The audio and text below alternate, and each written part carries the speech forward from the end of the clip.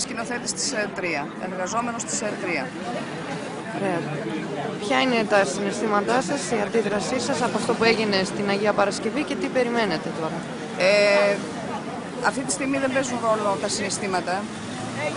Παίζει ρόλο το απόλυτο μαύρο που επιχειρούν να βγάλουν πάλι στην επιφάνεια η μαύρη κυβέρνηση αυτής της χώρας, η οποία αποφασίζει μία νυχτή να στείλει τα ΜΑΤ στην ελεύθερη ελληνική ραδιοφωνία τηλεόραση.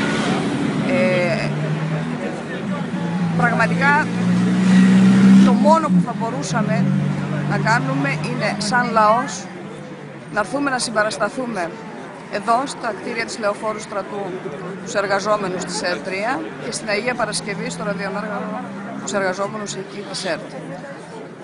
Δεν πρέπει να αφήσουμε να περάσει για δεύτερη φορά το μαύρο στη ζωή μας. Δεν μπορώ.